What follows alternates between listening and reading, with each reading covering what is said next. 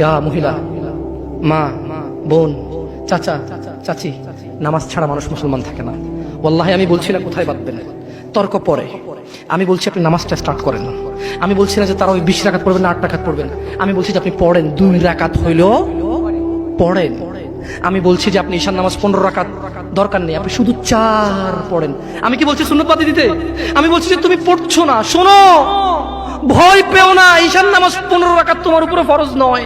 আমি তোমাকে না করছি না 15 রাকাত পড়তে, আমি বলছি যে তুমি নামাজই পড়ো না, 4 পড়ো।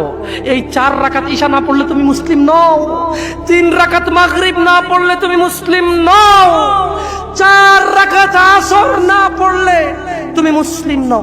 দেখো আমাকে দোষ দিও না, বুখারী খোলো, সালাত অধ্যায়ে যাও, আযান অধ্যায়ে যাও। আল্লাহর নবী বলেছে তারা ওরা কাফির, ওরা মুশরিক, ওদের আর আমি মুহাম্মদুর রাসূলুল্লাহ সাল্লাল্লাহু আলাইহি ওয়াসাল্লামের উম্মতের মধ্যে পার্থক্য হচ্ছে নামাজ। ও সাহাবা, ও উম্মত, তুমি চিনবা মুহাম্মদের উম্মতকে সাল্লাল্লাহু। ও আমার উম্মত, তুমি কি আমার উম্মতকে চিনতে চাও? শোনো, তারা যারা আমার উম্মত না, আর এরা যারা আমার উম্মত। ওটা আমার উম্মত যারা নামাজ পড়ে না, আমার উম্মত। তুমি আল্লাহর নবীর উম্মত ছাড়া কিভাবে মুসলমান হবা? তোমাকে আমি বলি নামাজটা ছাড়ি প্লিজ। তুমি যে যে অপরাধে লিপ্ত আছো ছেড়ে দাও, চেষ্টা করো, কিন্তু নামাজটাকে তুমি এখন থেকে করবা। তোমার ফজর মিস হওয়া চাই না। তুমি যদি সারা জীবন নামাজ না পড়ো আমার যায় আসে না। তুমি যদি সারা জীবন নামাজ পড়ো আমার কিছু লাভ আছে। তুমি নামাজ পড়লে নাকি আমি আমার লাভে কথা বলছি। শোনো, তুমি নামাজ না পড়লেও আমার লাভ আছে। কি? ইন্নামাল আমালু বিন্নিয়া। আমি নেকির উদ্দেশ্যে কথা বলছি, আমার নেকি হয়ে যাবে। কে ঠেকাবে? তুমি তো আর আল্লাহকে ঠেকাইতে পারবা না। তুমি নিজেকে না নামাজ থেকে বিরত রাখতে পারবা, আল্লাহ যদি নেকি দিয়ে ঠেকাইতে পারবা? তাহলে আমরা সবাই মিলে বলি আল্লাহর দিকে তাকিয়ে শেভ করিয়েন না। দেখেন, এটা অনেক কিছু না, এমন না যে শেভ করলে আপনি একেবারে কাফের হয়ে গেছেন, মুশরিক হয়ে গেছেন, এমন না।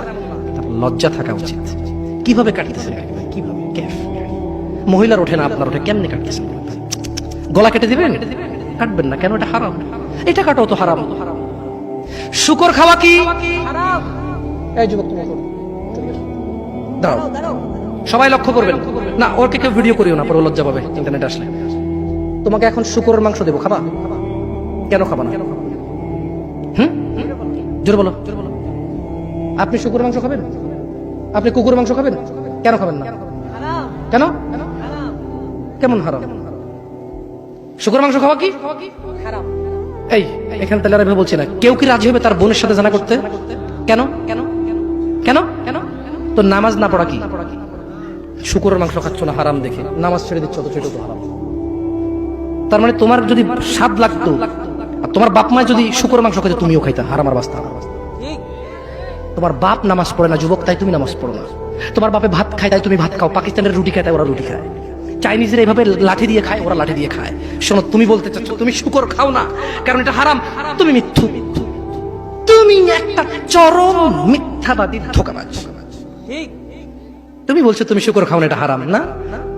তো তাহলে তুমি নামাজ না পড়ো তো হারাম, তা তুমি কেমনে ছেড়ে দিচ্ছ? এই যুবক, তোমাকে যদি বলে ন্যাংটা হয়ে হাঁটো, হাঁটবা? কেন? কেন? কেন? ন্যাংটা হয়ে কেন হাঁটবা না? কি নোংরা কাজ? নামাজ পড়ো না, তোমার শরম লাগে না? শুকরের মদ কি রাস্তায় হেঁটে মদ খেতে পারবে? কার সাহস আছে?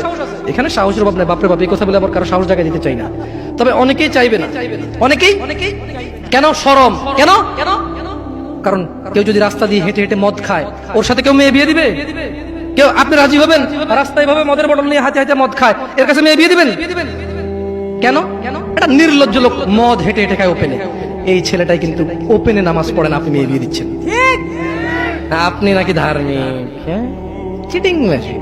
আমি আপনাকে বদনাম করতে আসি না, কিন্তু আপনি মিথ্যুক, এটা বুঝে নেন তো। আচ্ছা, আপনাকে মিথ্যুক বলার পর আমার কতটুকু লাভ হলো?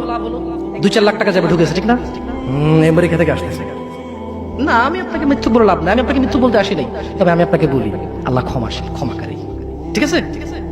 আপনি সত্য দাবিদার হবেন। একটা ছেলে প্রকাশ্যে মদ খেলে আপনি তার সাথে মেয়ে বিয়ে দেন না। একটা ছেলে প্রকাশ্যে নামাজ আদায় করে না। আল্লাহর কসম, এই পৃথিবীতে যত মদ আছে সবাই যদি একজনে খেয়ে ফেলে, সে কাফের হবে না? কি হবে না? কিন্তু এক ওয়াক্ত নামাজ ছেড়ে দিলে কাফের।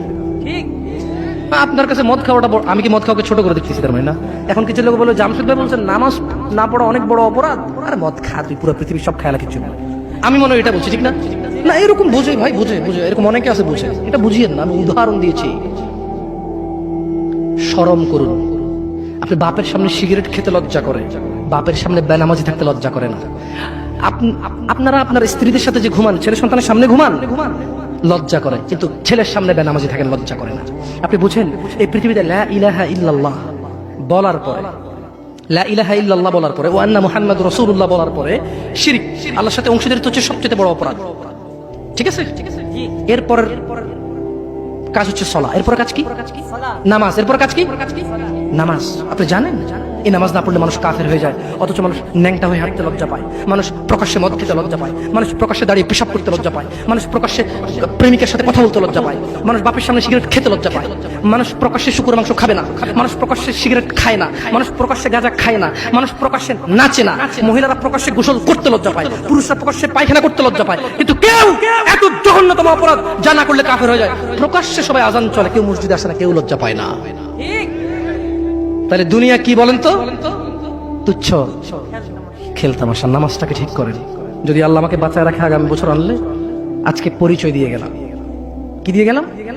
আমার নাম জামশেদ মজুমদার, এটাই আমার চলে, কোনো আলেম মোল্লা মুন্সি তেমন কিছু না, কোনো রকমের যা পারি তা বলি। যদি আপনাদের প্রয়োজন হয় ভবিষ্যতে ডাকবেন। আজকে আল্লাহ ভীতি নিয়ে কথা বলে গেছি, পরবর্তী সময় আসলে ইনশাআল্লাহ কোন আমাল করলে মানুষ জান্নাতে যাবেই যাবে এটা নিয়ে কথা বলবো ইনশাআল্লাহ।